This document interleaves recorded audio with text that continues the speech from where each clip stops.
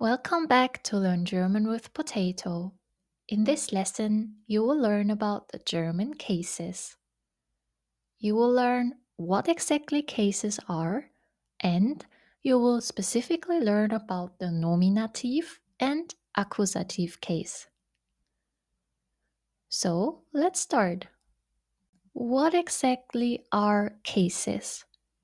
You may or may not have already seen tables like this or this.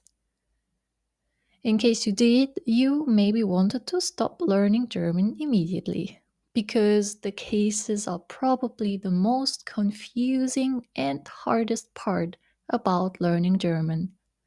But don't worry, I will explain you everything as easy as possible. So for now, let's forget those scary tables. So, what are cases and why do we need them? Let's look at this sentence. Der Mann isst den Apfel. In English, the man eats the apple. The word order in English is fixed. If you change it, it's a completely different sentence. The apple eats the man. Doesn't really make sense. In German, however, the word order can be changed. So, you could say, den Apfel isst der Mann. And it means exactly the same thing as der Mann isst den Apfel.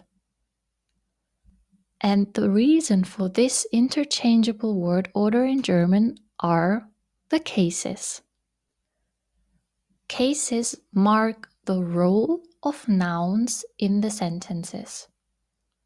While English uses the for all genders and all cases, in German, articles, nouns, and pronouns change, not only depending on the gender, but also depending on the case. Probably still sounds really confusing. Let's look at our example sentence. In this sentence, we have two nouns, der Mann and der Apfel, except it doesn't say der Apfel like you learned it. It says den Apfel. And this is because Mann and Apfel have different roles in the sentence, so different cases. Let's take a closer look. In German, we have four cases: Nominativ, Genitiv, Dativ, and Akkusativ. For now, don't worry about Genitiv and Dativ. Today, we only talk about Nominativ and Akkusativ.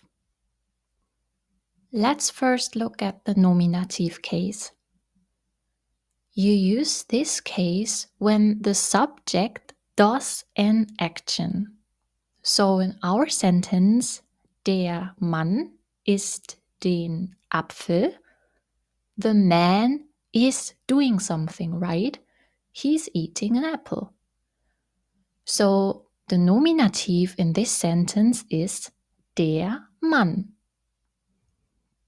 To figure out the subject in the sentence, you can ask wer oder was, or in English, who or what is doing something. Let's do a short practice. Find the nominative case, so the subject that is doing something, in these three sentences. Pause the video if you need some time. The first sentence, our nominative case is die Frau, the woman, because she is doing something. She is buying a flower. The next sentence, our nominative case, so our subject that is doing something, is das Kind. The child is playing with a puppet. In the last sentence, our nominative is ich. I am seeing the man. I am doing something. I am seeing him. Nominative is quite easy to grasp, right? And by the way, if you followed my lesson so far, you already learned the nominative case.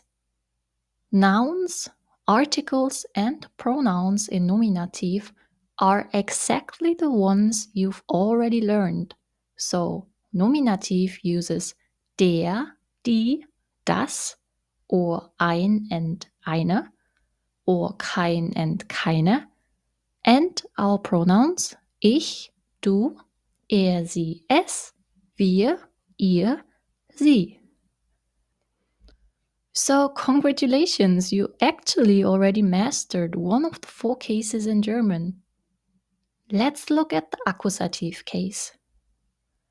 The accusative case is used for the direct object of the sentence. The direct object receives an action, so something happens with it. You can ask wen oder was, or in English, whom or what is receiving an action. Let's look at our example sentence. Der Mann isst den Apfel. Our direct object in this sentence is Apfel, because something happens to the apple, right? It gets eaten by the man.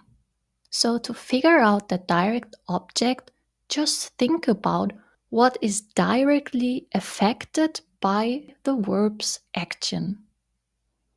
Still confused? Let's practice a bit. Find the accusative case in the following sentences. Again, if you need some time, pause the video. Our first sentence, ich male ein Bild.